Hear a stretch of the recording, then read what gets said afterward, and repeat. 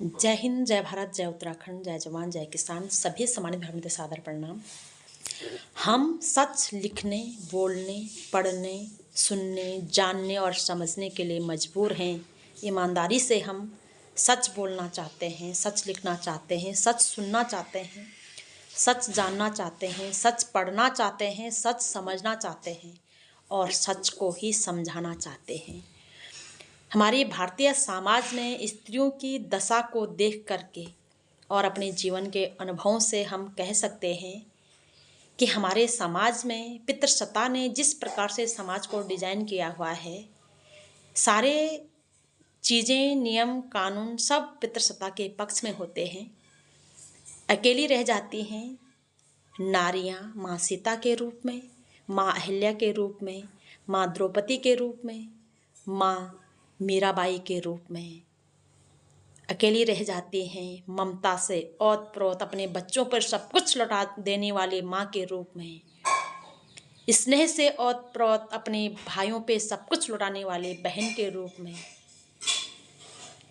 प्रेम से ओत प्रोत अपने पति पे सब कुछ लौटा देने वाली पत्नी के रूप में, या फिर अपने समाज के साथ हर वक्त खड़े होने वाली प्रताड़ित नारी के रूप में छूट जाती हैं महिलाएं कई पीछे इस पितृसत्ता समाज के डिजाइन किया हुआ महिलाओं के खिलाफत में जो प्रथाएं हैं।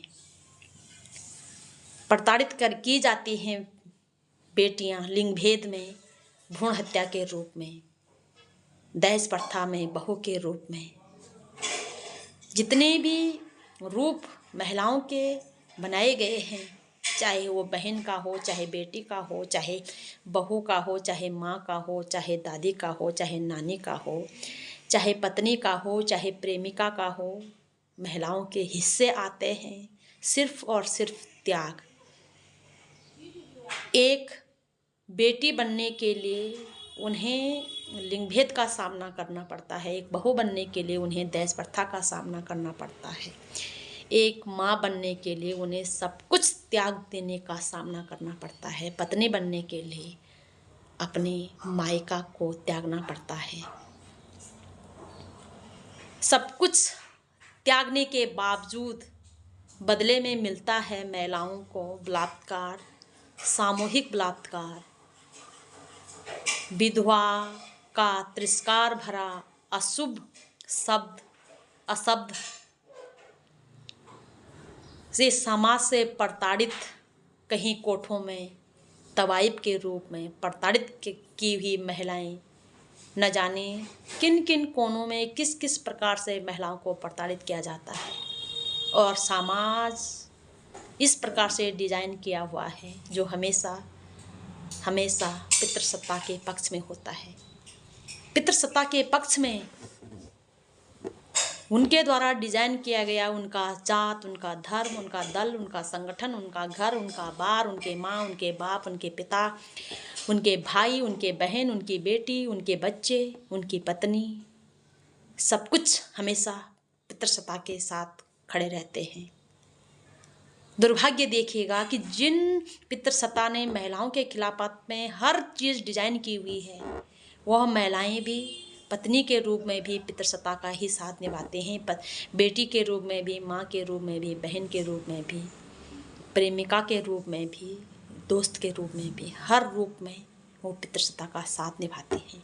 छूट जाती हैं महिलाएं, कभी कृष्ण भक्ति करके मीरा के रूप में पीछे छूट जाती हैं, कभी जुए में हारी जाती हैं, कभी अग्नि परीक्षा में जलाई जाती हैं, कभी भ्रूण हत्या में मारी जाती हैं, कभी दहेज प्रथा में, कभी सती प्रथा में, कभी कुकृत्य करके श्राप द्वारा नष्ट की जाती हैं महिलाएं, पत्थर बनाई जाती हैं। और फिर समाज होता है उन बलात्कारी इंद्र जैसे कुकर्मियों के पक्ष में। मगर मैं समाज से कहना चाहूँगी, नहीं चाहिए हमें तुम्हारे द्वारा डिजाइन किया गया तुम्हारा रीति रिवाज, तुम्हारे जात धर्म, तुम्हारे पदकत, तुम्हारे धन दौलत, कुछ भी नहीं चाहिए, तुम्हारा झूठा मान सम्मान। लेकिन हम कहना चाहेंगे कि जितने संस्कार तुमने परंपराओं के नाम पर, रीति रिवाजों के नाम पर, जात धर्म के नाम पर, प्रथाओं के नाम पर महिलाओं के आत्मविश्वास को कम करने के लिए, उन्हें प्रताड़ित करने के लिए महिलाओं में भरा है। उसका 1% भी यदि पितृसत्ता अपने स्वयं के अंदर ग्रहण कर लेता तो आज इस धरती पे, इस देश में 0 साल से लेकर के 4-4, 5-5 साल की बेटियों का बलात्कार, सामूहिक बलात्कार न होता, किसी घर में भ्रूण हत्या नहीं होती, किसी घर में बेटियां बहू दहेज प्रथा में नहीं जलती, किसी घर में ममता से ओतप्रोत माँ वृद्ध आश्रम में नहीं जाती, किसी घर में प्रेम से ओतप्रोत पत्नी गृह क्लेश में तलाकशुदा न होती, प्रताड़ित न होती। कितना दुष्ट और दुष्टता इस पितृसत्ता समाज के सोच में है, विचारों में है। किस प्रकार से पितृसत्ता ने डिजाइन किया हुआ है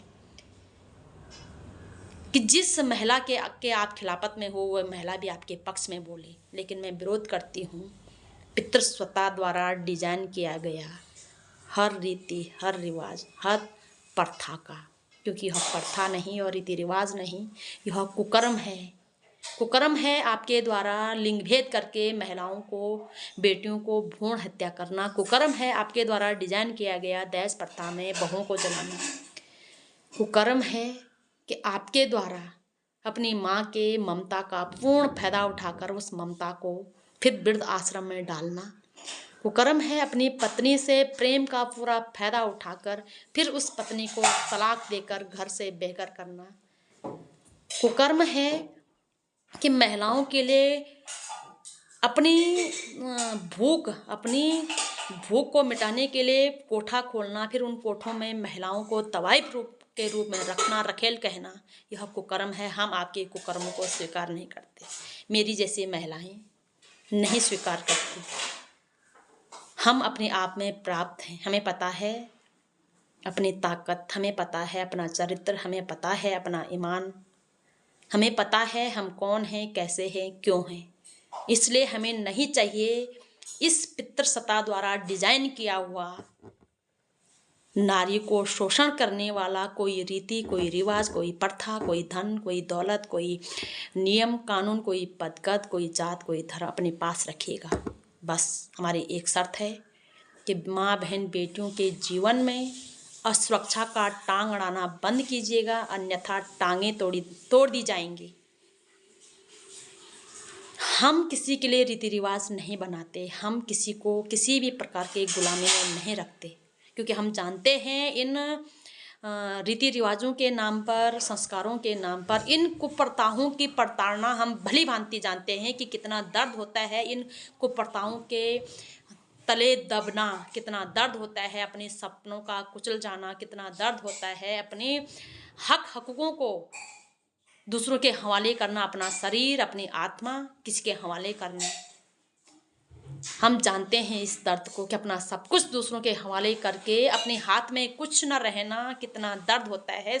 दूसरों के लिए सब कुछ कर जाने के बावजूद भी विधवा का तिरस्कार मिलना, अशुभ कहना कितना दर्द होता है, हम सब कुछ जानते हैं। इसलिए हमें नहीं चाहिए इस पितृसत्ता द्वारा डिजाइन किया हुआ कोई रीति, कोई रिवाज, कोई जात, कोई धर्म, कोई झूठी मान प्रतिष्ठा अपने पास रखिएगा।